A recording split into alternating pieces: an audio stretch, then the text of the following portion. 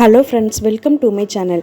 இன்றைக்கி ரொம்பவே டேஸ்ட்டாக இருக்க பாறை மீன் குழம்பு எப்படி செய்கிறது அப்படின்ற வீடியோ தான் உங்க கூட ஷேர் பண்ணியிருக்கேன். இப்போ வாங்க எப்படி பண்ணுறதுன்னு வீடியோவில் பார்க்கலாம். சட்டி நல்லா சூடானதும் ஆயில் சேர்த்துக்கோங்க. தாளிக்கிறதுக்கு கடுகு, உளுந்தம் பருப்பு, கருவேப்பிலை, கொஞ்சமாக வெந்தயம், கொஞ்சமாக சீரகம் போட்டு தாளிச்சிக்கோங்க. 2 மீடியம் சைஸ் அளவுள்ள வெங்காயத்தை பொடியாக கட் பண்ணி வச்சுருக்கேன். அதையும் உள்ளே சேர்த்து நல்லா வதக்கிக்கலாம். கூடவே 10-15 வெள்ளைப்பூண்டும் பொடியாக கட் பண்ணி சேர்த்துருக்கேன். வெங்காயம் பூண்டு நல்லா வதங்கினதும் 2 மீடியம் சைஸ் அளவுள்ள தக்காளி பொடியாக கட் பண்ணி சேர்த்துக்கலாம். கூடவே தக்காளி வதங்குறதுக்காக உப்பு சேர்த்துக்கிறேன். இப்போது வெங்காயம் தக்காளிலாம் நல்லா வதங்கிடுச்சு. இப்போ தேவையான மசாலா சேர்த்துக்கலாம்.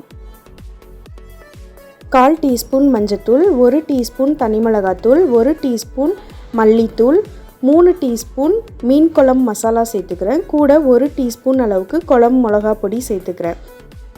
எல்லாத்தையும் சேர்த்து நல்லா மிக்ஸ் பண்ணிக்கலாம்.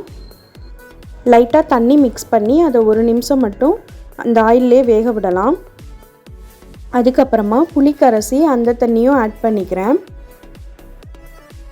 இப்போ எல்லாத்தையும் நல்லா மிக்ஸ் பண்ணி விடுங்க. இப்போ குழம்புக்கு தேவையான அளவுக்கு உப்பு சேர்த்துக்கோங்க. அதையும் சேர்த்து நல்லா மிக்ஸ் பண்ணி விடுங்க. குழம்புக்கு தேவையான அளவு தண்ணி ஆட் பண்ணிக்கலாம்.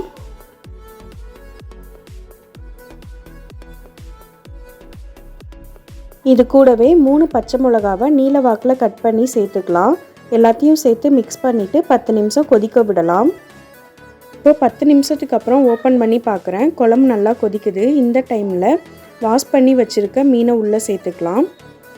நான் மீனில் கொஞ்சமாக மஞ்சத்தூள், மிளகாத்தூள், உப்பு போட்டு 1/2 மணி நேரத்துக்கு முன்னாடியே அதை மூடி போட்டு ஊற வச்சுட்டேன். இதை மூடி போட்டு 5லேருந்து 7 நிமிஷம் கொதிக்க விடலாம். 7 நிமிஷத்துக்கு அப்புறம் ஓப்பன் பண்ணி பார்க்குறேன். ரொம்பவே டேஸ்ட்டான பாறை மீன் குழம்பு ரெடி ஆயிடுச்சு. நீங்களும் வீட்டில் ட்ரை பண்ணி பார்த்துட்டு டேஸ்ட் எப்படி இருந்ததுன்னு கமெண்ட்ஸில் சொல்லுங்கள்.